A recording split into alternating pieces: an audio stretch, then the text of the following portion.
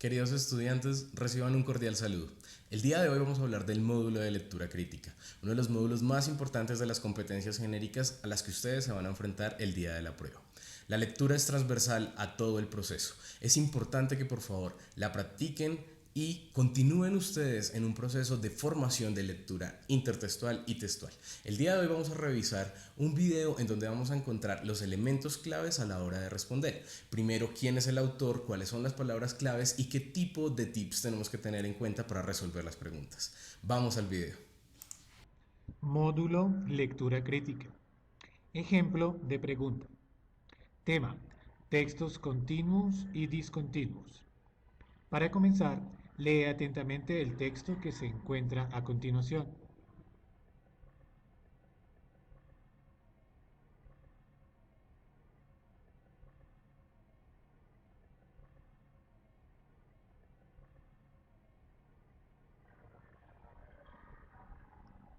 Para este primer ejemplo, nos encontramos entonces con un texto continuo como contexto de la pregunta.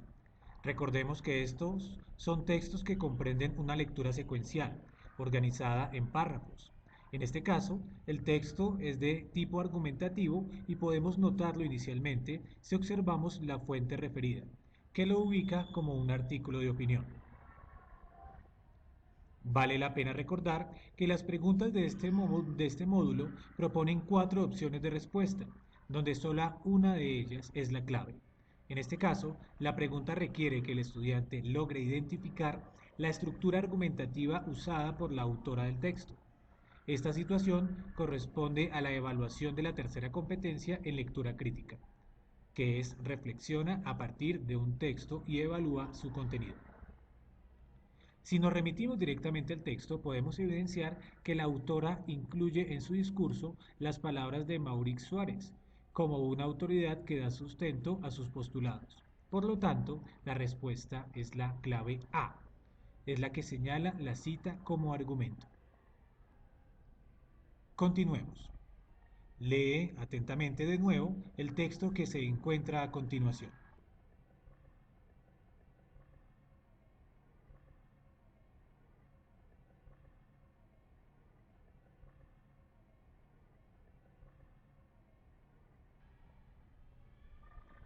Este segundo ejemplo, al igual que el anterior, basará la pregunta en un texto de carácter continuo. Sin embargo, podemos notar que para este caso se trata de un texto literario. Se evidencia en el título, la narración de una historia, recursos como el diálogo y nuevamente en la referencia que lo ubica como cuento. Veamos la pregunta. La expresión ¿por qué son hermanas? Hace referencia a la muerte y se pretende que el estudiante dé continuidad de manera correcta al enunciado, según lo que el texto propone en torno a la frase señalada.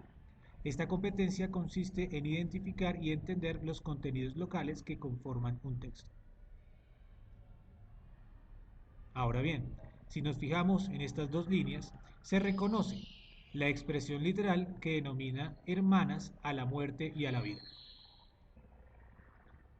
Textos discontinuos. Lee con atención el texto a continuación.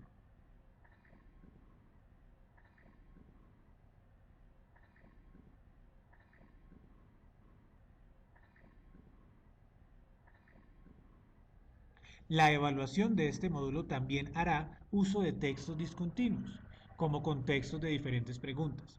Recordemos que los textos discontinuos son aquellos que no presentan una secuencia, pues hacen uso de imágenes, fotografías, esquemas, entre otros, a diferencia de los anteriores vistos. En este caso, tenemos una caricatura que debe ser leída e interpretada por el estudiante para responder algunas preguntas. Este tipo de textos también son llamados textos icónicos. Cabe resaltar que las preguntas formuladas con base en los textos discontinuos comprenden la misma estructura que las anteriormente mencionadas, así como también pueden evaluar las mismas competencias de la lectura. Ahora, observa el texto icónico que aparece a continuación.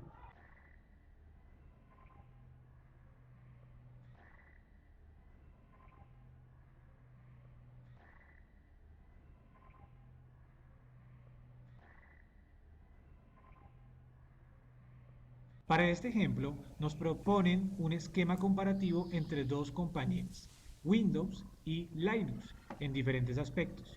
La pregunta requiere que el estudiante identifique cuál de las opciones no es una desventaja para Windows, lo que significaría, en otras palabras, que el estudiante reconozca cuál opción representa una ventaja de Windows sobre la otra compañía.